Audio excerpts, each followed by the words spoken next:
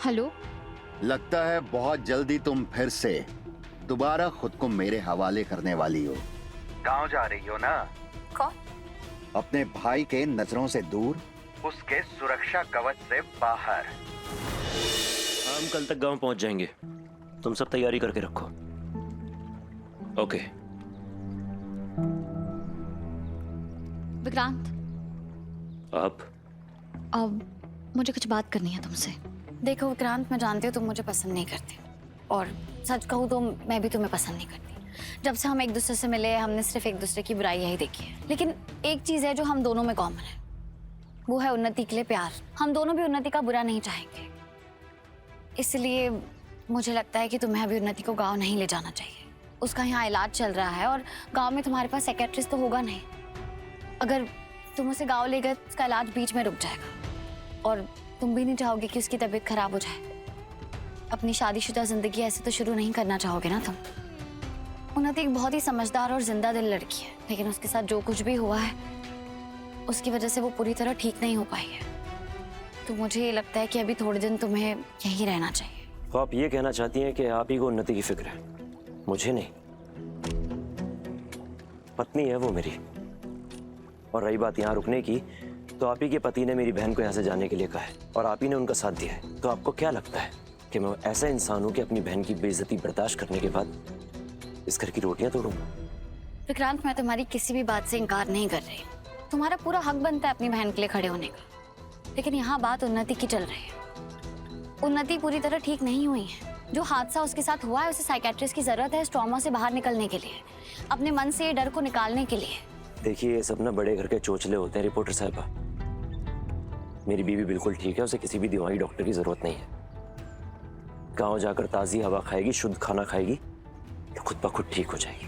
Vikrant, trauma ऐसे खत्म नहीं होता, और उन्नति के साथ जो हुआ है वो तो एक बार नहीं बल्कि दो बार हुआ है। तुम्हारे गांव में अगर साइकियाट्रिस्ट होता तो मैं ये सब नहीं बोलती, बट उसे जरूरत है साइकियाट्रिस्ट की। ये ट्रोमा प्रोमा ना वैसे भी दिमागी वहम होता है, इसे ज्यादा पनपने नहीं देना चाहिए, और वक्त के चलते सारे घाव भर जाते हैं। तुम समझ क्यों नहीं रहे हो? समझना मुझे नहीं, समझना आपको है।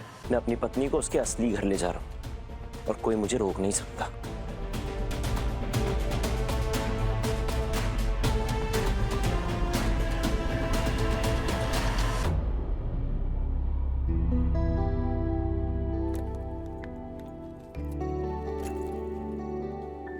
इसका ध्यान रखा है, इसकी खुशियों का ध्यान रखा है। मेरे लिए इसकी खुशी से बढ़ के और कुछ नहीं। और आज मुझे वो रीजन मिल गया है जो उन्नी को जिंदगी भर खुश रखेगा, जिसे उन्नी मुझसे भी ज्यादा प्यार करती है।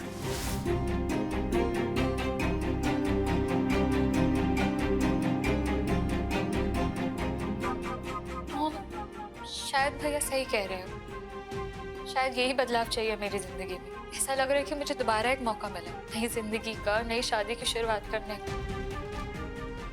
पर पता नहीं मेरा मन तो क्यों घबरा रहा है।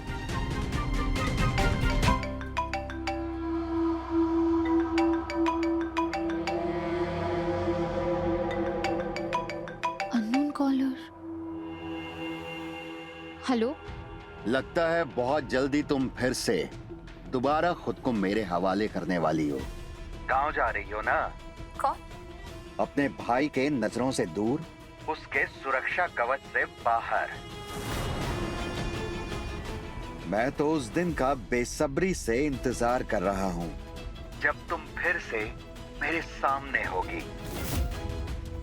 हमारी सिर्फ 2 बार मुलाकात है, बहुत कम है ना? पता है, मैं हर वक्त सिर्फ तुम्हारे बारे में ही सोचता रहता हूँ। क्लब में जब हम पहली बार मिले थे, उसके बाद मैं तुमसे दूर ही नहीं रह पा रहा हूँ। और उस रात जब मैं तुम्हारे कमरे में आया था, मेरा तो मन ही नहीं भरा, इसलिए मैं तुम्हारे करीब आना चाहता हूँ, बहुत करीब। मैं तुम्हें छूना चाहता हूँ। जल्द ही मुलाकात होगी उन्नति, इस बार ज्यादा वक्त के लिए। और हाँ, इस बार सिर्फ तुम और मैं, कोई बीच में नहीं आएगा हमारे।